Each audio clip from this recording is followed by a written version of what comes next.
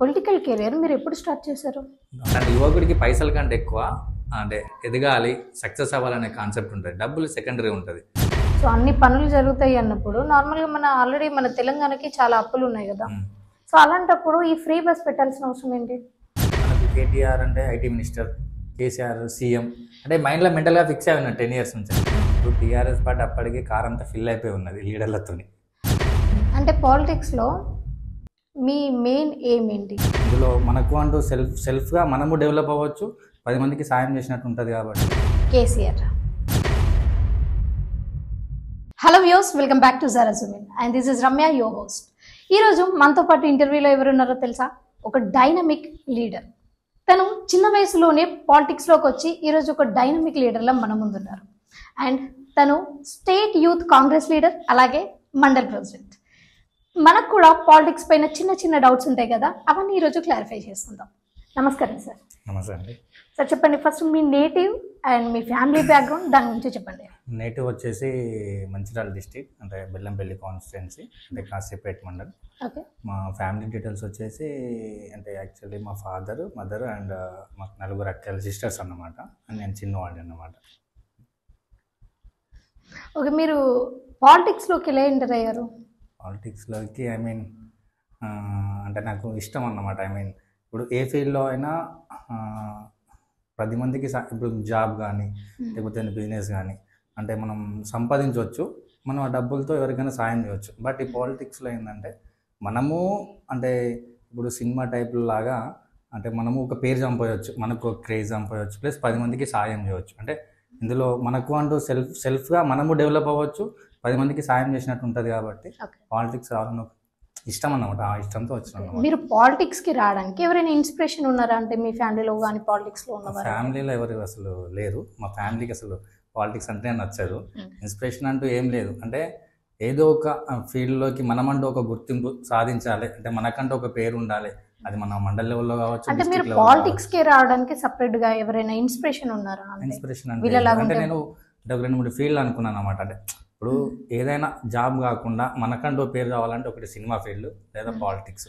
Even మీరు మధ్య చూసినట్టయితే సినిమా వాళ్ళు కూడా పాలిటిక్స్లోకి వస్తారు. అంటే పవర్, అంటే సినీ ఫీల్డ్లో ఎంత క్రేజ్ ఉన్నా డబ్బు ఉన్నప్పటికీ కూడా పవర్ అనేది ఉండదు. కాబట్టి అంటే సినీ ఫీల్డ్లో అంటే ఏదో ఒక మనము ఫేమ్ కావాలి, 10 మందికి సాయం చేయాలంటే పాలిటిక్స్ అదే రూట్ అనేది కరెక్ట్ అని చెప్పి అందులోకి రావడం జరిగింది. అంటే మీ పొలిటికల్ కెరీర్ మీరు ఎప్పుడు స్టార్ట్ చేశారు? 7 years అవుతుంది, 7-8 years అవుతుంది స్టార్ట్ చేసి. అంటే మీ ఏజ్ ఎప్పుడు ఉన్నప్పుడు స్టార్ట్? మేబీ 21 అట్లా. 21. మ్యాక్సిమం ఎవరికైనా తల్లిదండ్రులకి 21-22 ఏజ్ ఉన్నప్పుడు వాళ్ళ సన్ ఎవరైనా ఉన్నా కానీ మంచి government job or like software job చేసి మంచి పేరు సంపాదిస్తే ఓకే అనిపిస్తుంది. అంటే మీరు కెరియర్ స్టార్ట్ చేసినప్పుడు తెలియదు కదా మీకు ఇంత? నాకు తెలియదు యాక్చువల్లీ. ఫుల్ టైం పాలిటిక్స్ అప్పుడు ఏం చేయలేదు నాకు. అంటే నాకు బిజినెస్ ఉండే, అంటే మెడికల్ షాప్స్ ఉండే. అంటే ఆ బిజినెస్ చేస్తూ 2-3 షాప్స్ ఉండే. అందులో వర్కర్ని పెడుతూ అంటే అది మేనేజ్ చేసుకుంటూ, బిజినెస్ మేనేజ్ చేసుకుంటూ పాలిటిక్స్ మేనేజ్ చేసామని. అంటే వదిలేసి, లైఫ్ని వదిలేసి, ఫ్యామిలీని వదిలేసి ఆ టైప్ పాలిటిక్స్ చేయలేదు. నేను ఏంటంటే అటు ఫ్యామిలీని చూసుకుంటూ, బిజినెస్ చూసుకుంటూ, ఇటు పాలిటిక్స్ చేస్తాను. అంటే సపోర్ట్ ఉండేదా ఫ్యామిలీ నుంచి? ఫ్యామిలీ నుంచి వెళ్ళి ఉండేదన్నమాట. ఫ్యామిలీ నుంచి యాక్చువల్లీ నేను గ్రాడ్యుయేషన్ అయిపోయినాక వెంటనే అంటే ఫస్ట్ ఆఫ్ ఆల్ నేను ఒక చిన్న జాబ్లో జాయిన్ అయ్యాను అనమాట. అంటే 6,000 నా ఫస్ట్ శాలరీ వచ్చేసి ఒక మారుతి సుజుకి షోరూంలో సేల్స్ ఎగ్జిక్యూటివ్ స్టార్ట్ చేశాను. సో అట్లా ఎదుగుతూ వితౌట్ మై పేరెంట్స్ సపోర్ట్ నేను ఒక బిజినెస్ స్టార్ట్ చేశాను. అదొకటి పోయి 2 అయింది. సో నన్ను చిన్నప్పటి నుంచి చూస్తుంది కదా, అంటే వీడు లైఫ్ చూసుకుంటాడని ఒక కాన్ఫిడెన్స్ మా పేరెంట్స్లో ఎప్పుడు ఉండేది. సో నేను ఏం చేసినా దానికి వాళ్ళు అటు అడ్డు చెప్పేవాళ్ళు కదా, సపోర్ట్ చేసేవాళ్ళు అట్లా.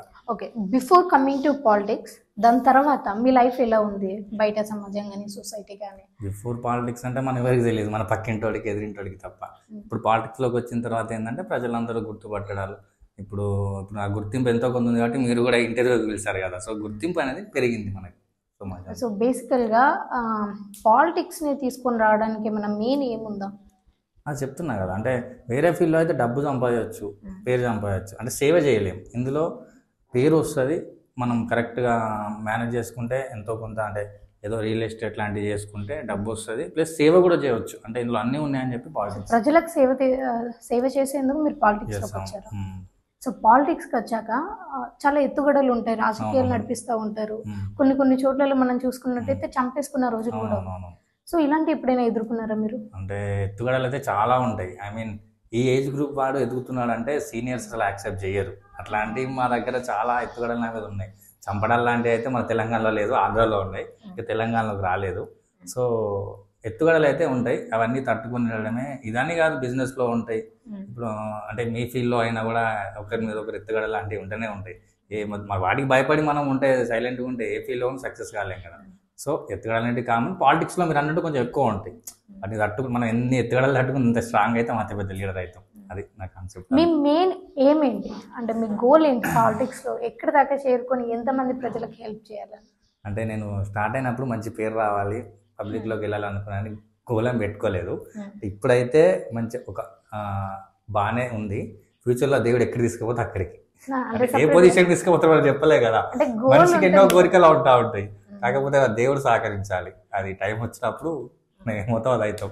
అసలు నాకు ఒక డౌట్, జనరల్గా నార్మల్గా పాలిటిక్స్కి రాకముందు ఒక ఫ్యామిలీ చాలా పేద ఫ్యామిలీ ఉంటుంది. పాలిటిక్స్కి వచ్చాక ఒకేసారి బెంజ్ కార్లు, బంగ్లాలు, ఫామ్ హౌస్లు, గెస్ట్ హౌస్లు ఇవన్నీ ఎక్కడి నుంచి వస్తాయి? అంటే పేదరికంలో ఉన్నప్పుడు ఎట్లుంటుందంటే, ఇప్పుడు ఫర్ ఎగ్జాంపుల్ అంటే ఇప్పుడు వ్యవస్థ, ఇప్పుడు ఫర్ ఎగ్జాంపుల్ ఒక రెవెన్యూ ఆఫీస్ కానీ, ఒక ఎంపీడీ ఆఫీస్ కానీ, ఒక కలెక్టర్ ఆఫీస్ కానీ, పాలిటిక్స్లోకి వచ్చిన తర్వాత ఏంటంటే అది ప్రజలకు హెల్ప్ చేస్తూ ఉంటాం కదా. ల్యాండ్ సంబంధించిన విషయాలు కానీ, లేకపోతే సంథింగ్ ఏదైనా ఇప్పుడు ఒక పథకం వస్తుంది, ఒక అంటే గవర్నమెంట్ నుంచి వెళ్ళి పథకాలకు సంబంధించిన కానీ, అంటే రాజకీయ నాయకుడికి ఇన్ఫర్మేషన్ ఎక్కువ ఉంటుంది. అంటే ఏ రూట్లో పోతే మనం సక్సెస్ అవుతాం. ఇప్పుడు మనం అన్ని ప్రాబ్లమ్స్ మన దగ్గరకు వస్తాయి కదా, మనం వాటిని రీసెర్చ్ చేసుకుంటూ ఎట్లా పోతే సక్సెస్ అవుతామని ఐడియా ఉంటుంది. సో పాలిటిక్స్లోకి రాకముందు ఏంటంటే వాళ్ళకి ఏం ఐడియా ఉండదు. సామాన్య ప్రజలకి అంటే ఇప్పుడు ఫర్ ఎగ్జాంపుల్ ఇప్పుడు మీరున్నారు, అంటే మీరు మీ ఫ్యామిలీ ఎవరన్నా సామాన్య ప్రజలు ఎంఆర్ఓ ఆఫీస్కి వెళ్ళి ఒక సర్టిఫికేట్ తీసుకోవాలంటే వాళ్ళకి అది పెద్ద యుద్ధంలాగా అనిపిస్తుంది. మేము అట్లాంటి 10 సర్టిఫికేట్లు ఇస్తాం, అంటే ఇప్పిస్తాం. అంటే మాకు ప్రాసెస్ తెలుసు. ప్రాసెస్ తెలిసినాడు ఎప్పుడు కానీ లైఫ్లో ఎన్ని చేస్తాడు. అంటే డబ్బు సంపాదడం ఎలా అనేది ఫస్ట్ ఆఫ్ ఆల్ మనకు ప్రాసెస్ తెలియాలి. ఇప్పుడు అది మాకు పొలిటీషియన్స్ కాబట్టి మాకు పరిచయాలు ఉంటాయి. సో మేము ఎక్కడికైనా పోయి పని చేసుకుంటే మాకు కొంచెం రెస్పెక్ట్ ఉంటుంది. అంటే పనులు అయితే ఏమన్నా పని చేసుకోవాలంటే అయితే సామాన్య మనకి కావు. సో అంతే అట్లా డెవలప్ అవుతాం తప్ప ఏం మనం తీసుకునేది గుంజుకునేది అట్లా ఏముండదు. సో మీరు ఇప్పుడు యూత్ ప్రెసిడెంట్, అలాగే మండల్ ప్రెసిడెంట్. సో దాని తర్వాత బేసికల్గా ఒక సాఫ్ట్వేర్ ఎంప్లాయీ కూడా మంత్లీ 1 lakh సాలరీ వచ్చినా కానీ ఈ 7 to 8 yearsలో మంచి కారు, మంచి బంగ్లా అయితే సంపాదించలేదు. మీరు సంపాదించగలరు. అదే చెప్తున్నా కదా. ఇప్పుడు ఫర్ ఎగ్జాంపుల్ నాకు సింగరేణిలో వెహికల్స్ ఉన్నాయన్నమాట. ఇప్పుడు కాంట్రాక్ట్ బేసిక్లో ఇప్పుడు నేను చెప్పిన మీకు ఒకటి ఇంతకుముందు ఏంటంటే పొలిటీషియన్స్కి రూట్స్ ఐడియా ఉంటుంది, అక్కడ సమాజంలో ఎక్కడేం జరుగుతుంది అని నాకు ఐడియా ఉంటుంది. సో ఆ ఉద్దేశంలో నాకు అంటే టెండర్స్ పడతా ఉంటాయి. నేను ఇప్పుడు దాదాపు అందరికీ తెలుసు నాకు వెహికల్స్ ఉంటాయి సింగరేణిలో, వాటి నుంచి ఇన్కమ్ వస్తుంది. ఆ టెండర్స్ వేయడం నాకు పొలిటికల్గా ఏంటంటే నాకు ఆ తెలియడం వల్ల నేను టెండర్స్ వేయగలిగిన. టెండర్స్లో నాకు లక్కీ డ్రాలో నాకు వచ్చినాయి. అంతేగాని నేను ఎవరిని తీసుకునేది లేదు, ఎవరి దగ్గర ఏమి ఉండదు అట్లా డబ్బులు. అంటే బేసిక్ గా కాదు, చాలా మందికి ఒకేసారి బెంజ్ కార్లు వస్తాయి. అదే రూట్స్ తెలుస్తాయి, డబ్బు సంపాదడం ఎలా రూట్స్ తెలుస్తాయి. అది అవినీతి అయితే అనేది చేసేవాళ్ళు చేస్తారు.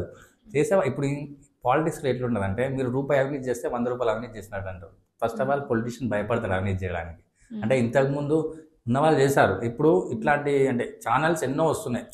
అంటే సోషల్ మీడియాలో మీరు ఏం చిన్న మిస్టేక్ చేసినా కూడా అది ఆగట్లేదు. ఒకప్పుడు నాయకులు అవినీతి చేయడానికి చాలా అవకాశాలు ఉన్నాయి, కానీ ఇప్పుడు చాలా తక్కువ అయింది. ఏంటంటే రూమర్సే బాగుంటాయి, అవినీతి చేస్తున్నాను తప్ప చేసేవాళ్ళు చేస్తారు. ఇప్పుడు అంటే మాలాంటి యంగ్ పొలిటీషియన్స్కి ఏముంటుందంటే ఫస్ట్ మనీ కంటే పేరు ఇంపార్టెంట్. అంటే పేరు సంపాదాలి, మంచి పొజిషన్లోకి రావాలని ఉంటుంది తప్ప డబ్బు సంపాదాలనే ఇంటెన్షన్ చాలా తక్కువ ఉంటుంది. బ్రతకడానికి డబ్బు కావాలి అంతే తప్ప కార్లు బంగ్లా అనేది తర్వాత ఫ్యూచర్లో కడదామని ఉంటుంది అంతే. అంటే మీరు 21 yearsలో పాలిటిక్స్ స్టార్ట్ చేశారన్నట్టు కదా. అంటే 21 yearsలో మీరు ఎందుకు కాంగ్రెస్ని చూస్ చేసుకున్నారు? ఆ ఏజ్లో మీకు ఏం తెలిసింది? యాక్చువల్లీ అప్పుడు టీఆర్ఎస్ పార్టీ ఉండేది. ఇప్పుడు టీఆర్ఎస్ పార్టీ అప్పటికే కార్ అంతా ఫిల్ అయిపోయి ఉన్నది లీడర్లతో ఆల్రెడీ నిండిపోయి ఉంది. అప్పుడు మనం ఇప్పుడు 10 మంది లీడర్లు ఉంటే మనం 11వ లీడర్ అవుతాం తప్ప మనం ఫస్ట్ లీడర్ కాలేం. ప్రతిపక్ష పార్టీ ఫైట్ చేస్తుంది, ప్రతిపక్షం ఉన్న పార్టీ ఫైట్ చేయదు. నేను ఒక యువకుని, నాకు చాలా గట్స్ ఉన్నాయి, అంటే నేను కష్టపడతా, టైం పెడతా, నాకు మెంటల్గా ఫిక్స్ అయినా. సో కొట్లాడే పార్టీలోకి వెళ్తే ఇప్పుడు మీరు గమనించారు రేవంత్ రెడ్డి గారు కూడా ఆయన లైఫ్ మొత్తం ప్రతిపక్ష పార్టీలోనే. ఇప్పుడు జెడ్పీటీసీ, ఎమ్మెల్సీ, ఎమ్మెల్యే, మొన్న ఎంపీ, ప్రతి ఒక్క గెలిచిన ప్రతిసారి ఆయన ప్రతిపక్ష పార్టీలోనే ఉన్నారు, అధికార పార్టీలో ఎప్పుడు లేదు. అధికార పార్టీలో ఉన్నవాడి కంటే ప్రతిపక్ష పార్టీలో ఉన్నవాడు ఎదగడానికి ఎక్కువ అవకాశాలు ఉంటాయి. ఆ ఇంటెన్షన్తో నేను ప్రతిపక్ష పార్టీకి వెళ్ళిన. అంటే ఇప్పుడు మనం అధికార పార్టీలో ఉంటే అధికార పార్టీని క్వశ్చన్ చేయలేం కదా. ఇప్పుడు తప్పైనా ఒప్పైనా అధికార పార్టీకే మనం మన పార్టీ కాబట్టి సపోర్ట్ చేయాలి.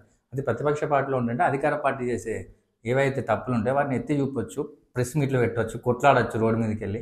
ఆటోమేటిక్గా అట్లా సక్సెస్ అవుతామన్న ఉద్దేశంతో అప్పుడు టీఆర్ఎస్ పార్టీ అధికారంలో ఉంటే కాంగ్రెస్ పార్టీలోకి వెళ్ళడం జరిగింది. సో దాన్ని అంటే టీఆర్ఎస్ పార్టీకి ఏకైక ప్రతిపక్ష పార్టీ కాంగ్రెస్ పార్టీ ఉండే, బీజేపీకి లేదు. సో కాంగ్రెస్ని ప్లస్ అది ఎప్పుడో జాతీయ పార్టీ అంటే ఇప్పుడు ఐ మీన్ అది ఇంకో రీజన్ కూడా ఉంది. ఇప్పుడు మీరు చూసినట్టయితే ఇప్పుడు కేసీఆర్ గారు కానీ చంద్రబాబు నాయుడు గారు కానీ వీళ్ళంతా కాంగ్రెస్ పార్టీ నుంచి వచ్చిన వాళ్ళే.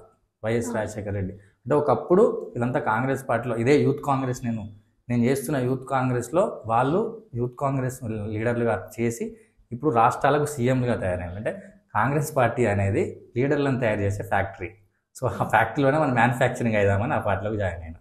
అదొక రీజన్. మీరు చాలా అంటే మీరు మంచి ఏజ్లో ఉన్నప్పుడు పాలిటిక్స్లోకి వచ్చారు కదా, మంచి ఏముండి ఉంటుంది అంటే మాలాంటి యూత్ని మీరు చదువుకున్న వాళ్ళని పాలిటిక్స్లోకి తీసుకొని వస్తే మేము ఇది చేస్తాము అని ప్రజలకు ఎలాంటి హామీలు ఇవ్వగలుగుతారు మీరు? అంటే మీలాంటి వాళ్ళే చాలామంది అందరూ పాలిటిక్స్లోకి వస్తే ఎలాంటి హామీలు ఇవ్వగలుగుతారు? అంటే నేను ఇంకోటి ఉన్నా అంటే నేను ఒక వీడియోలో కూడా చెప్పినాను అనమాట. అంటే మీరు అనే క్వశ్చన్ కాకుండా నేను ఒకటి చెప్పదలుచుకున్న యూత్కి అయితే ఏంటంటే ఇప్పుడు డాక్టర్స్, లాయర్స్ అంటే ఇవే జీవితాలుగా అంటే బ్రతుకుతుండ్రు. అంటే పాలిటిక్స్ని కూడా ఒక ప్రొఫెషన్ లాగా ఎవరు తీసుకోవట్లే. ఇప్పుడు ప్రొఫెషన్ లాగా తీసుకోరు. పాలిటిక్స్ అంటే చాలామంది అంటే ఐ మీన్ ఎక్కువ గర్ల్స్ అయినా బాయ్స్ అయినా యూత్ పాలిటిక్స్ ఏందిరా అంటారు. మళ్ళీ ఏంటంటే ఈ డాక్టర్లు, లాయర్లు మళ్ళీ ఇదే పొలిటీషియన్ కింద. ఇప్పుడు నేను ఉన్నానండి, నా ఫ్రెండ్స్ ఉంటారు, ఒక లాయర్ ఉంటాడు, డాక్టర్ ఉంటాడు, నేను పొలిటీషియన్ అనుకోండి. ఏ పొలిటీషియన్ వాడేందుకు రాని ఏముంటుంది రా అంత వేస్ట్ ఆఫ్ టైం అని అంటారు.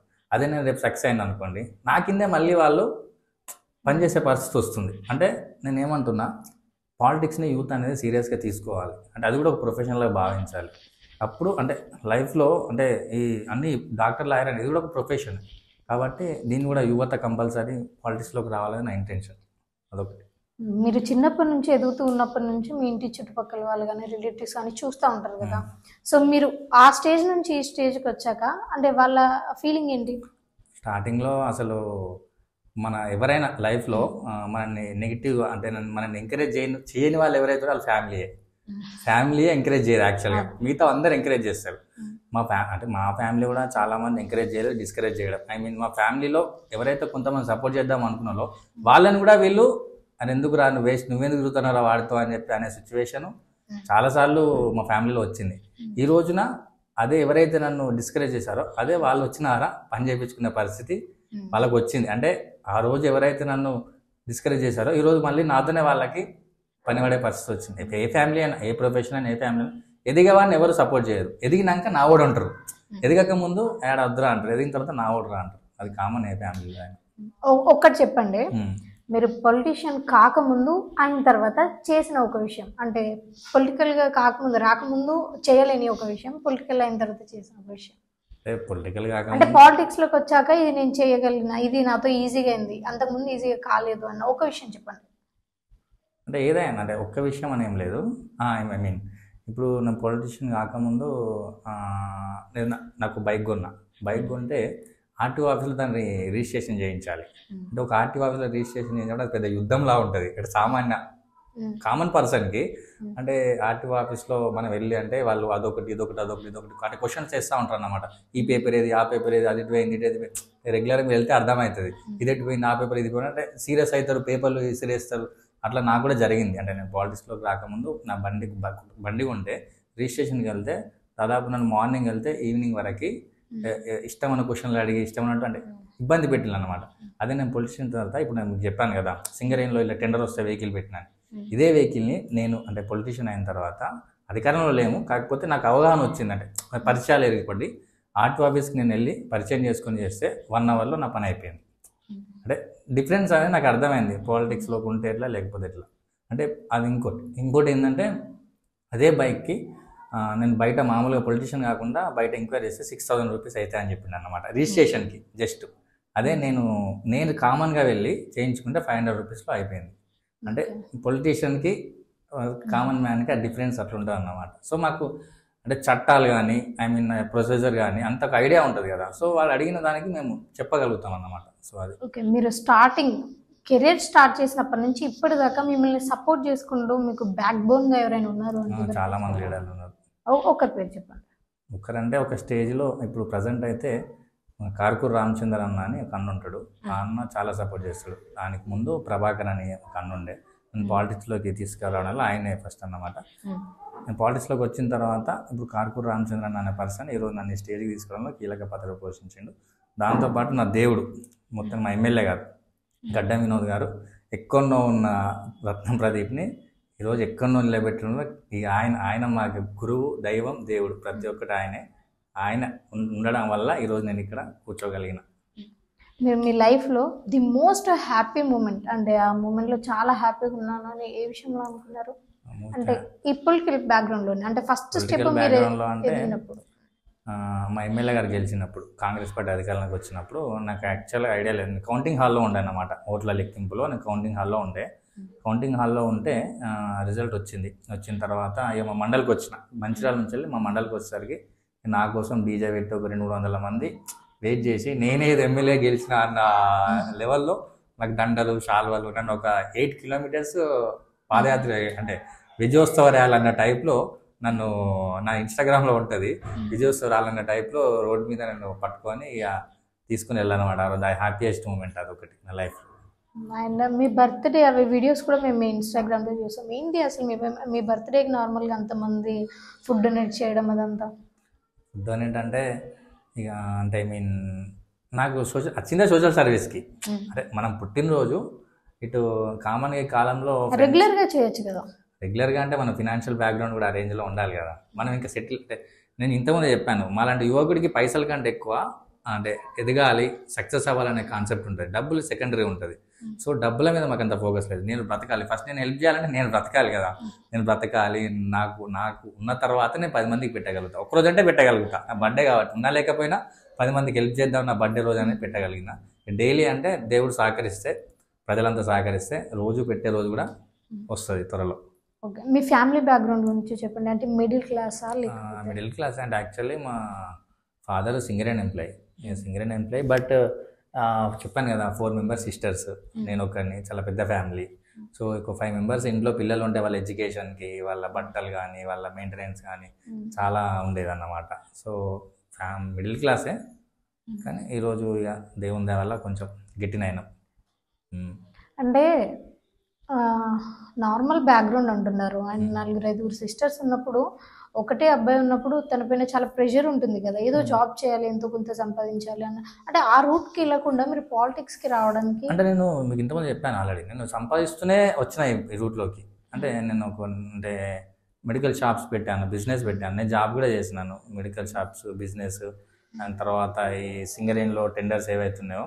అంటే నేను ఓన్లీ పాలిటిక్సే లైఫ్ మొత్తం 24 hours చేయలేదు. అంటే ఇటు ఇంట్లో ఫినాన్షియల్ సపోర్ట్ చూసుకుంటూ ఇటు పాలిటిక్స్ చేసిన, 2 మేనేజ్ చేయగలిగిన. సో ఇంట్లో ప్రెజర్ ఏం లేదు. ఇప్పుడు మనం ఇంట్లో రూపాయి ఇవ్వకుండా, వాళ్ళని మెయింటెనెన్స్ చేయకుండా బయటకు వెళ్తే కంపల్సరీ ఇబ్బంది అవుతుంది. కానీ అట్లేం చేయలేదు, 2 మెయింటైన్ చేసిన అన్నమాట. ఇటు ఫ్యామిలీని మెయింటైన్ చేసిన ఫినాన్షియల్గా, ఇటు పాలిటిక్స్ని మెయింటైన్ చేసిన. మరి ఎందుకు రత్నం ప్రదీప్ గారు 30 years అయినా ఇంకా పెళ్లి చేసుకోకుండా ఉన్నారు? అంటే ఇప్పుడు మా ఎమ్మెల్యే గారిని కష్టపడి గెలిపించినాం. ఎమ్మెల్యే గారు ఏదైతుందో 7-8 సంవత్సరాల నుంచి ప్రతిపక్ష పార్టీలో ఉండి లాస్ట్ టైం ఓడిపోయింది కాంగ్రెస్ పార్టీ, ఈరోజు గెలిచింది, ఎమ్మెల్యేగా ఉన్నారు. రేపు రానున్న రోజుల్లో మా ఎమ్మెల్యే గారి ఆశీస్సులతో నాకు ఏదో ఒక పదవి రావాలి కదా. వెడ్డింగ్ కార్డులో ఏదో ఒక పేరు పక్కన ఏదో పదవి ఉండాలి కదండి. దానికోసం వెయిటింగ్. ఏదైనా ఎమ్మెల్యే గారు సహకరించి, ప్రజలందరూ సహకరిస్తే ఏదైనా పదవి వస్తే ఈ లోకల్ బాడీస్లో కానీ ఏదైనా పేరు కోసం 40 years అయినా వెయిట్ చేస్తారా? అట్లేం కాదు, కానీ వస్తుంది. ప్రజలను ఇప్పుడు మీరు గుర్తించిండ్రు, నేను కష్టపడుతున్నాను, ప్రజలు కూడా రెడీగా ఉన్నారు, మా ఎమ్మెల్యే గారు సహకరించడానికి రెడీ ఉన్నారు. ఎలక్షన్స్ రావడమే లేట్ అని నా ఉద్దేశం. వస్తే కంపల్సరీ ఏదో ఒకటి అవుతుంది ఆయన ఆశీస్సులతో. అంటే పాలిటిక్స్లో మీ మెయిన్ ఎయిమ్ ఏంటి? అంటే ఇప్పుడు నెక్స్ట్ ఎలక్షన్ అన్నారు కదా, సో నెక్స్ట్ ఎలక్షన్ ఎయిమ్స్ అనేవి ఉన్నాయి కానీ, బట్ అది రిజర్వేషన్ మన చేతుల్లో ఉండదు. రిజర్వేషన్ అనేది గవర్నమెంట్ చేతుల్లో ఉంటుంది. మనకి ఏ రిజర్వేషన్ తెలియదు కదా, ఏది వస్తే అదే చేయాలని ఇంటెన్షన్ ఉంది. అంటే సపరేట్గా అయితే ఫోకస్డ్ అనేది దానిపై ఉన్న కంపల్సరీ అది సాధించాలి అన్న. అది మన చేతుల్లో లేని సబ్జెక్ట్. ఎందుకంటే రిజర్వేషన్ అనేది గవర్నమెంట్ చేతిలో ఉంటుంది. మనం ఎట్లా డిసైడ్ చేస్తాం? మనకు సరే ఎంపీపీ అయిదామని అనుకుందాం అనుకోండి, ఎంపీపో లేకుంటే జెడ్పీటీసీ అయిదాం అనుకున్నారు. రిజర్వేషన్ రాకపోతే మన చేతుల్లో లేదు కదా, గవర్నమెంట్ చేతుల్లో ఉంటుంది. రిజర్వేషన్ వచ్చిన తర్వాత చెప్పగలుగుతాం మనం ఏమైనా. సో జనరల్గా మనం మాట్లాడుకున్నట్టయితే తెలంగాణలో ఇంతకుముందు ఐటీ మినిస్టర్ కేటీఆర్ గారు చాలా కంపెనీస్తో మాట్లాడి అసలు హైదరాబాద్లో ఎలాంటి కంపెనీ లేనప్పుడు ఇప్పుడు ఎక్కడ చూసినా ఐటీ కంపెనీసే ఉన్నాయి. సో ఈ స్టేజ్కి తీసుకుని వచ్చారు. నెక్స్ట్ మరి ఈ కాంగ్రెస్ ఐటీ మినిస్టర్ ఏం చేయబోతున్నాడు? చేస్తారు. ఇప్పుడు మనం గెలిచి దాదాపు నవంబర్ డిసెంబర్లో గెలిచినాం. కొన్ని ప్లాన్స్ అయితే పెట్టుకొని ఉంటారు. అంటే మెల్లిమెల్లి ఇప్పుడు మన కాంగ్రెస్ పార్టీ గెలవగానే మళ్ళీ ఎంపీ ఎలక్షన్స్ వచ్చినాయి. మొన్నటి వరకు సమ్మర్లో ఎంపీ ఎలక్షన్స్ అయిపోయిన తర్వాత ఇప్పుడు మళ్ళీ లోకల్ బాడీస్ ఎలక్షన్స్ ఉంటాయి. అంటే ఎలక్షన్ ఇయర్ ఇది మొత్తం ఇదే ఇయర్ అంతా ఎలక్షన్ మీదే ఫోకస్ ఉంటుంది. ఏమైనా ఉంటే నెక్స్ట్ ఇయర్ తర్వాత ప్లాన్స్ అనేవి ఉంటాయి ప్రతి పార్టీకి. సో ప్లాన్స్ ఏంటి అని ప్లాన్స్ అనేవి ఇక ఇప్పుడు తెలియదు కదా, గవర్నమెంట్ ఎప్పుడేం ప్లాన్స్ తీసుకుంటుందో ఎవరికి. కేటీఆర్ కూడా చెప్పాడు కదా, ఆయన ప్లాన్స్ తీసుకొని ఇంప్లిమెంట్ చేసిన తర్వాత సక్సెస్ అయినాక మీరు క్వశ్చన్ అడుగుతుండ్రు. అంటే మాకు కూడా ఇంకా 4 years టైం ఉంది. ఆ టైం మీకు అప్పటికి కూడా ఏర్పడుతుంది, తెలిసిపోతుంది కదా. అంటే సక్సెస్ అయిందా కాలేదని టైం ఇవ్వండి కొంచెం పార్టీకి. అంటే మీరని కాదు, బయట ప్రజలు కూడా ఎట్లున్నారు అంటే మొన్న అది కాంగ్రెస్ పార్టీ ఎక్స్పెక్టేషన్తో ఓట్లేశారన్నమాట. టీఆర్ఎస్ పార్టీ నచ్చక. కాకపోతే తొందరగా ఎక్స్పెక్ట్ చేస్తుండ్రు. ఏదైనా అంత తొందరగా కాదు కదా. మీరు 5 సంవత్సరాలు టైం ఇచ్చిండ్రు. 5 సంవత్సరాల టైంలో కాంగ్రెస్ పార్టీ ఏమేమి చేద్దాం అనుకుంటున్నారో అది చేస్తుంది.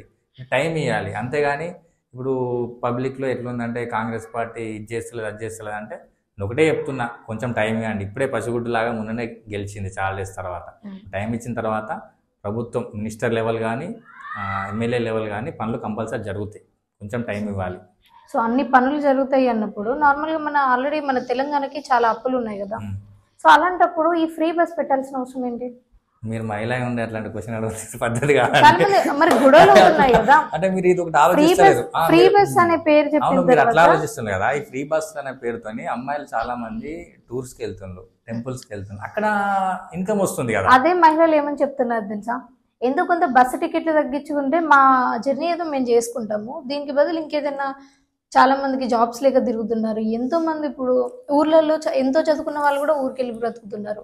అలాంటి వాళ్ళకి ఇంకేదైనా సదుపాయాలు కలిగించవచ్చు. మీరు ఎవరైతే అంటున్నారో ఏమని ఫ్రీ బస్ వద్దు అంటున్నారు చూసారా, ఫ్రీ బస్ వద్దు అనుకున్నప్పుడు ఓట్లు ఎందుకు వేసిండ్రు? అంటే ఆ పథకం వాళ్ళకి నచ్చే కదా ఓట్లు వేసింది. ఇప్పుడు కొంతమందికి నచ్చట్లేదు. ఎందుకు నచ్చట్లేదు అంటే అది టీఆర్ఎస్ వాళ్ళు, బీజేపీ పార్టీ వాళ్ళు, వాళ్ళకి సంబంధించిన లీడర్లకు వాళ్ళు చేస్తున్నారు తప్ప ప్రజలు ఖచ్చితంగా హ్యాపీగా ఉన్నారు. ఫ్రీ బస్ అనేది మహిళలకు చాలా అవసరం. మంచి పథకం ఇది. Okay. So last time free bus వచ్చినప్పుడు చాలా మంది ఆటో డ్రైవర్లు అందరూ కలిసి నిరసన చేశారు కదా. సో వాళ్ళందరికీ చెప్పారు మంత్లీ 15,000 సంథింగ్ ఎంతో కొంత అమౌంట్ వేస్తామని. ఇప్పటి వరకు ఎవరికి కూడా ఆ అమౌంట్ రాలేదు. ఇప్పుడే చెప్తున్నా మీకు నేను, ఏంది కొంచెం టైం ఇవ్వాలి. ఇప్పుడే కదా కొంచెం టైం ఇవ్వాలి. వాళ్ళు ఎలా బ్రతకాలంటే ఇక ఉంది. ఇప్పుడు జనరల్ గా పబ్లిక్ దగ్గరికి వెళ్ళి మేము తెలుసుకున్నప్పుడు వాళ్ళు అమౌంట్ ఇస్తా అన్నారు, మేము వెయిట్ చేసాము అండ్ టైం ఎక్స్టెండ్ అవుతుంది కానీ వాళ్ళు అమౌంట్ ఇవ్వట్లేదు. ఒకప్పుడు 2,000 దాకా సంపాదించుకున్నాం మేము, ఇప్పుడు రూపాయి కూడా చేతిలోకి రావట్లేదు, అందరు ఫ్రీ బస్ ఎక్కి వెళ్ళిపోతున్నారు. సో ఇలాంటి సిచ్యువేషన్స్ ఫేస్ చేస్తున్నప్పుడు ప్రజలు ఓన్లీ పొలిటికల్ లీడర్స్ ఓన్లీ ఎవరైతే ఓటేస్తారో వాళ్ళ కోసమే కాకుండా వీళ్ళ కోసం కూడా చూడాలి కదా. జనరల్ గా ఆటో డ్రైవర్ చూస్తుంది గవర్నమెంట్. మీరు అన్న రిపోర్ట్ అనేది ఏదైతే ఉందో ఆటో డ్రైవర్లు పడుతున్న ఇబ్బందుల గురించి ఖచ్చితంగా సీఎం గారి దృష్టికి గవర్నమెంట్ దృష్టికి కూడా ఉంటుంది. వాళ్ళకు కూడా ఏదో రకంగా ఆదుకునే టైం వస్తుంది. కొంచెం నేను ఒకటే మళ్ళీ చెప్తున్నా, టైం ఇవ్వండి అంతే. టైం ఇస్తే ఆటోమేటిక్గా ప్రతి ఒక్కరికి ఆటో డ్రైవర్లు పడుతున్న ఇబ్బందులు వాస్తవం, మీరు చెప్పింది వాస్తవం. మీకు ఎంత ఇన్ఫర్మేషన్ ఉంటే గవర్నమెంట్ దగ్గర ఇంటెలిజెన్స్ దగ్గర ఎంత ఇన్ఫర్మేషన్ ఉంటుంది ఆటో డ్రైవర్లు పడుతున్న ఇబ్బందులు ఏదైనా, అంటే వాళ్ళకి ఎట్లాంటి న్యాయం చేయాలనేది కొంచెం టైం పడుతుంది. దాని గురించి ఒక టీం వెరిఫై చేసి ఆలోచించి దానికి ఏదో ఒకటి చేస్తారు. మీరు పాలిటిక్స్కి వచ్చాక కూడా ఈ హెల్ప్ నేను చేయలేకపోతున్నానే ప్రజలకు అంటే మీ పై అధికారులు కానీ ఎవరైనా ఫోర్స్ చేయడం అంటే అలాంటి సిచ్యువేషన్స్ ఫేస్ చేశారా? అంటే ఇప్పుడు ఉంటాయి. అంటే ఒక పొలిటీషియన్స్తో అన్ని పనులు కావాలని గ్యారంటీ ఉండదు. ఇప్పుడు నేను ఒక మండల్ ప్రెసిడెంట్గా ఉన్నా. నా మ్యాక్సిమం నా పవర్స్ అనేవి మండల్ ఏదైతే మా మండల్లో ఎక్కువ ఉంటుంది అన్నమాట. సో ప్రజలు కొంతమంది అంటే మన పరిధి తెలియక అంటే మన లిమిట్స్ తెలియక చాలామంది కొంచెం పెద్ద వర్క్స్ కూడా మన దగ్గరికి వస్తూ ఉంటారు. సో కొన్ని కావు. ప్రతి ఒక్క అది ఎవరైనా సరే ఏ లీడర్తో అయినా కొన్ని పనులు అవుతాయి, కొన్ని కావు ఉంటాయి. ఇప్పుడు మనకు ఒక 10 members మన దగ్గరికి వస్తే ఒక 8-7 members మనం హెల్ప్ చేయగలుగుతాం, వాళ్ళ పనులు చేయగలుగుతాం. ఒక 2-3 members మాత్రం మనం పని చేయలేం. అట్లాంటి కామన్గా చేయలేకుండా ఉంటాం. అది కామన్ పాలిటిక్స్లో, అందరితో అన్ని పనులు కావు కదా. ఒక మంచి ప్రాబ్లంలో ఉన్నప్పుడు అతనికి ప్రాబ్లం క్రియేట్ చేసిన పర్సన్ మీకంటే పెద్దవాళ్ళు అయి ఉంటే అది మీ మండల స్థాయిలో ఉన్నప్పటికీ మీరు ఏం చేయలేకపోతారా? ట్రై చేస్తాం. అంటే అంటే నా మా పార్టీ అయినా నాకంటే పైవాడైతే అంటే దానికి ఎవరైతే ఇంకా ఆయన పైన ఎవరైతే పొలిటీషియన్స్ ఉంటారో ఆయనతో మాట్లాడి అంటే కూర్చొని సెటిల్మెంట్ లాగా పంచాయతీ లాగా అంటే నాకంటే పెద్దవాడు కాబట్టి గౌరవం ఇవ్వాలి. నాకంటే పవర్లో కానీ వయసులో కానీ పెద్దోడు ఉన్నప్పుడు సరే ఆయన చేసేది మిస్టేకా అదా అనేది మనం డిసైడ్ చేయలేం. మన వయసు మన పవర్ సరిపోదు కాబట్టి ఆయనకంటే పెద్దవాళ్ళు ఎవరైతే పొలిటీషియన్స్ ఉంటారో ఆయన దగ్గరికి తీసుకెళ్ళి సార్ ఇది నాతో కాదు, ఆయన పెద్దవాడు నాకంటే పొజిషన్లో పెద్దోడు, సో ఇలా ప్రాబ్లం ఉంది సార్ మీరు కొంచెం దీన్ని విని సాల్వ్ చేయాలని చెప్పి ఆయనకంటే పెద్దవాళ్ళ దగ్గరికి తీసుకెళ్ళి సాల్వ్ చేయడానికి ట్రై చేస్తాం. అట్లా మీ కాంగ్రెస్ ప్రభుత్వంలో అవినీతులు జరుగుతున్నాయా లేదా? అవినీతి జరగకపోయినా జరిగేటట్టు చూపించే వాళ్ళు చాలా మంది ఉన్నారు. జరుగుతున్నాయా లేదా? అవినీతి జరిగితే దానికి సంబంధించిన డిపార్ట్మెంట్స్ అన్నీ ఉన్నాయి కదా. అంటే రూమర్స్ అనేవి ఇప్పుడు ప్రతిపక్ష పార్టీగా వాళ్ళది కంపల్సరీ అవినీతి జరుగుతుందనే చెప్తారు. బట్ ఆ డిపార్ట్మెంట్స్ కూడా కాంగ్రెస్ అయితే అట్లేం ఉండదండి. ఇప్పుడు న్యాయస్థానాలు ఉన్నాయి, ఆ పార్టీకి సంబంధం ఉంటుందా? మీరు తప్పు చేస్తే నిలదీస్తాయి, ఏ పార్టీ అయినా సరే తప్పు చేస్తే. ఇప్పుడు కొంతమంది సీఎంలు కూడా జైల్లో ఉంటారు, అంటే వాళ్ళ పార్టీ ఉన్నప్పటికీ కూడా జైల్లో ఉంటారు. కాబట్టి ఇప్పుడు కేజ్రీవాల్ గారు ఉన్నారు, ఆయన సీఎం ఉండే జైల్లో వేశారు. అంటే వాళ్ళ ప్రభుత్వం ఉన్నంత మాత్రాన న్యాయస్థానం దానికి సపోర్ట్ చేయదు కదా, తప్పే. సో మనం అధికారులు ప్రభుత్వానికి సంబంధించిన వాళ్ళు కావచ్చు, కానీ న్యాయస్థానాలు ప్రజల వైపే ఉంటాయి, న్యాయం వైపే ఉంటాయి. అవినీతి జరిగితే కంపల్సరీ ఎవరైనా వాళ్ళకు శిక్ష పడాల్సిందే, తప్పదు. ఓకే, పాలిటిక్స్లో మీ కాంగ్రెస్లో మీకు చాలా ఇన్స్పిరేషనల్ లీడర్ ఎవరు అంటే ఎందుకు? రేవంత్ రెడ్డి. ఆయన కూడా మాలాగా ఒక జెడ్పీటీసీ, ఒక ఇండిపెండెంట్ జెడ్పీటీసీ స్థాయి నుంచి వెళ్ళి ఈరోజు ఒక రాష్ట్రానికి ముఖ్యమంత్రి స్థాయికి ఎదిగాడంటే నా ఒక్కరికే కాదు, చాలామంది ఏదైతే రాష్ట్ర వ్యాప్తంగా దేశవ్యాప్తంగా ఎవరైతే యంగ్ పొలిటీషియన్స్ ఉంటారో వాళ్ళకి ఖచ్చితంగా రానున్న రోజుల్లో మనం గట్టిగా స్ట్రాంగ్గా ఉండి దేనికైనా ఫైట్ చేస్తే మనం ఎంత పెద్ద స్థాయికైనా పోవచ్చు అనడానికి మెయిన్ ఎగ్జాంపుల్ రేవంత్ రెడ్డి గారు. ఆయన చాలామంది ఇన్స్పిరేషన్, నా మెయిన్ ఇన్స్పిరేషన్ కూడా ఆయనే. అతన్ని చూసి పాలిటిక్స్లోకి వచ్చారా? అంటే అతన్ని చూసి అని కాదు, అంటే నేను హెల్ప్ చేద్దామని వచ్చిన ప్రజలకి. యాక్చువల్గా నేను హెల్ప్ చేసే అంటే టైంలో ఇప్పుడు కాంగ్రెస్లో ఆయన జాయిన్ అవ్వడం, ఆయనని ప్రజలు నమ్మడం, అంటే ఆయన చూస్తూ ఆటోమేటిక్గా ఆయనకు అడ్మైర్ అయిపోయాను అన్నమాట. ఆయన స్టైల్కి, ఆయన టార్గెటివ్ అండ్ పర్సన్స్కి దానికి అట్రాక్ట్ అయిపోయి ఆయన ఇన్స్పిరేషన్గా మనకు అయిపోయింది అన్నమాట, రోల్ మోడల్. సో జనరల్గా కేసీఆర్ ఓడిపోయి రేవంత్ రెడ్డి గెలిచినప్పుడు సోషల్ మీడియాలో ఎక్కడ చూసిన ట్విట్టర్లో, యూట్యూబ్లో, ఫేస్బుక్లలో, ఇన్స్టాగ్రామ్లో తెలంగాణ ప్రభుత్వం ఇప్పుడు ఎవరి చేతిలోకి పోయింది అంటే కూరగాయలు అమ్ముకునే పరిస్థితి వస్తుంది కావచ్చు అని ఇట్లా చాలా మంది అన్నారు, మీరు కూడా చూసే ఉంటారు. సో దానిపైన మీ ఒపీనియన్ ఏంటి? ఇప్పుడు గవర్నమెంట్ సడన్గా చేంజ్ అయ్యేసరికి ఇప్పుడు మనకు కేసీఆర్ అనే పర్సన్ ఫస్ట్ ఆఫ్ ఆల్ నేను లేకపోతే తెలంగాణ లేదు అని ప్రజల్లో ఒక విషబీజం నాటిండు. అంటే నేను లేకపోతే తెలంగాణ సరే ఇన్ కేసు ఆయన కొట్లాడవచ్చు. అంటే ఇప్పుడు ఒకటి అయితే నేను ఇప్పుడు ఫర్ ఎగ్జాంపుల్ నేను ఒక మంచి కాజ్ కోసం కొట్లాడుతున్నా, సరే ఏదైనా ప్రజల కోసం కొట్లాడుతున్నా. ఇప్పుడు నేను ఒక మా ఊరికి ఈ డెవలప్మెంట్ కావాలని కొట్లాడుతున్నా. మా ఊరు ఫర్ ఎగ్జాంపుల్ కాస్పేట మండలం ఉందండి, మాకు ఇంజనీరింగ్ కాలేజ్ కావాలి, డిగ్రీ కాలేజ్ కావాలని చెప్పి నేను ధర్నా చేస్తాను. యాక్చువల్గా ఇవ్వాల్సింది ఎవరు? నేను ఫైట్ చేయడం వరకు నా చేతిలో ఉంటుంది, అసలు ఇవ్వాల్సింది ఎవరు? ప్రభుత్వం. సో కేసీఆర్ అనేటోడు ఫైట్ చేసిండు అంతే, అంటే ఫైట్ చేసిండు, ఓకే ఫైట్ చేసిండు కావచ్చు, ఇచ్చింది ఎవరు? సోనియమ్మ. అంటే నేను లేకపోతే తెలంగాణ రాదనే ఒక మూమెంట్ని క్రియేట్ చేసిండు, కానీ సోనియమ్మలు ఇవ్వకపోతే తెలంగాణ రాదనేది ప్రజలు గమనించాలి ఫస్ట్ ఆఫ్ ఆల్. అంటే ఇప్పుడు ఆయన తెలంగాణ తెచ్చింది కాబట్టి ఆయన లేకపోతే ఏమైపోద్దో అంటుండు కదా, ఇచ్చిందే కాంగ్రెస్ పార్టీ అధికారంలోకి వచ్చింది. ఏంటంటే కొంతమంది పెయిడ్ ఆర్టిస్టులు సోషల్ మీడియాలో ఏదో కాంగ్రెస్ని ఇబ్బంది పెడదాం అంటే టీఆర్ఎస్ మీద సానుభూతి చూపిద్దామనే ఉద్దేశంలో చేసిన తప్ప అట్లా ఏం లేదు. అంటే అదంతా ఒక అంటే social media, TRS social media చేసిన పనే తప్ప ఇప్పుడు ఆయన ఇన్ కేస్ అంటే ప్రజలకు కూడా మేబీ కొంచెం భయం ఉండవచ్చు. అంటే ఇన్ని రోజులు మనకు కేటీఆర్ అంటే ఐటీ మినిస్టర్, కేసీఆర్ సీఎం అంటే మైండ్లో మెంటల్గా ఫిక్స్ అయి ఉన్నాడు 10 years నుంచి. సడన్గా ఇప్పుడు మన మనసులో ఒకటి ఉంటుంది, అది సడన్గా కాదు అని తెలిసేసరికి కొంచెం ఇబ్బంది పడతాం. మేబీ అట్లేమైనా ఇబ్బంది పడవచ్చు. అంటే మీరు ఇట్లా ఎప్పుడు బాధపడాలంటే ఈ 4 సంవత్సరాలు 5 సంవత్సరాల తర్వాత గవర్నమెంట్ ఏం చేయకపోతే అప్పుడు మీరు బాధపడాలి. ఏమైంది అంటే టీఆర్ఎస్ పోయింది, కాంగ్రెస్ వచ్చింది, ఏం చేయలేదని. ఓట్లు వేసి మార్పు కోరుకున్నారు. ఇప్పుడు ఇన్ కేస్ ఏ ప్రభుత్వం అయినా సరే 10 సంవత్సరాలు కంపల్సరీ, 10 సంవత్సరాల తర్వాత ఇంకో ప్రభుత్వం వచ్చిన దాఖలాలు ఎక్కడే లేవు. మీరు చరిత్రలో చూస్తే ఏ గవర్నమెంట్ అయినా 10 years రూల్ చేస్తుంది. 10 years తర్వాత ప్రజలు ఆటోమేటిక్గా మైండ్ సెట్ మారుతుంది, కొత్త ప్రభుత్వం వైపు అడుగులేస్తారు. అది అది ఎప్పటి నుంచి జరుగుతుంది, అది సర్కిల్ అది. సో 10 years కేసీఆర్ యూజింగ్లో, నెక్స్ట్ 10 years కాంగ్రెస్ పార్టీని చూద్దామనే ఉద్దేశంలో ఓట్లేసిండ్రు. కొంతమంది బీఆర్ఎస్ సోషల్ మీడియా సంబంధించిన వాళ్ళు అదేదో కావాలని స్ప్రెడ్ చేసింది తప్ప ప్రజలకు మా గవర్నమెంట్ కొన్ని 4 సంవత్సరాలు టైం ఉంది, 4.5 years టైం ఉంది. అప్పుడు ఏం చేయకపోతే అప్పుడు ఈ మాట మాట్లాడితే దానికి కొన్ని అర్థం అని మీ కాంగ్రెస్ లోనే చాలా మంది లీడర్స్ చెప్పారు. మన కేసీఆర్ గారి ప్రభుత్వంలో ఉన్నప్పుడు ఓన్లీ ఆ డెవలప్మెంట్ అయినా ఏదైనా సరే హైదరాబాద్ చుట్టుపక్కల మాత్రమే చూశారు అన్నారు కదా. సో పల్లెటూర్లలో అంతగా పట్టించుకోలేదు, పల్లెటూరు వాళ్ళ బాధలు, సో ఇవన్నీ. సో దీనిపైన మీ ఒపీనియన్? అవును, ఫ్యాక్ట్. ఎందుకంటే అంటే ఎప్పుడు కానీ ఒక బిల్డింగ్స్ కట్టడం, ఒక సెక్రటరీ కట్టడం, ప్రతి డిస్టిక్లో కలెక్టర్ ఆఫీసులు కట్టడం, అంటే ఇట్లాంటివి కట్టాడు తప్ప ఇప్పుడు విలేజ్ లెవెల్లో, ఇప్పుడు ట్రైబల్ విలేజెస్ ఉంటాయి, మారుమూల గ్రామాలు ఉంటాయి, ఒక్కొక్క దగ్గరికి అంబులెన్స్ పోలేని పరిస్థితి, అట్లాంటి సిచ్యువేషన్స్ ఉన్నాయి. అంటే ఇన్ని వేల కోట్లు బిల్డింగ్లు కట్టడానికి ఇప్పుడు మన సెక్రటరీ ఉందండి. ఇంతకుముందు కూడా మనకు బాగానే ఉండే, అంటే మరీ మన కూలిపోయే స్థితిలో అయితే లేదు, బాగానే ఉండే. దానికి అన్ని వందల కోట్లు అయినాయి.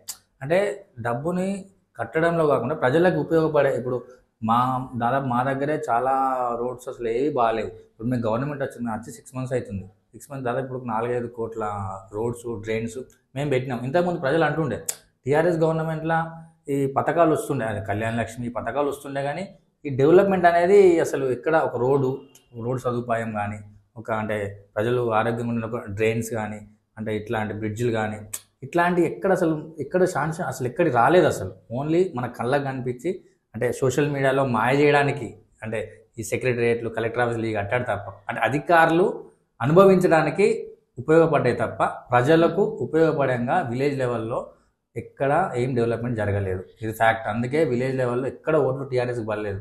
ఓన్లీ ఇక్కడ ఈ బయట హంగులు, ఆర్భాటాలు చూసి ఇక్కడ ప్రజలు కూడా ఓట్లేసింది తప్ప అసలు ఇక్కడ కూడా అసలు రాకపోతుండే టీఆర్ఎస్ పార్టీ. గ్రామాల్లో ఏం జరగలేదు. అంటే ఇన్ని రోజులు మీరు న్యాయం కోసం కొట్లాడడం అని అన్నారు కదా, అపోజిట్ పార్టీలో ఉండి.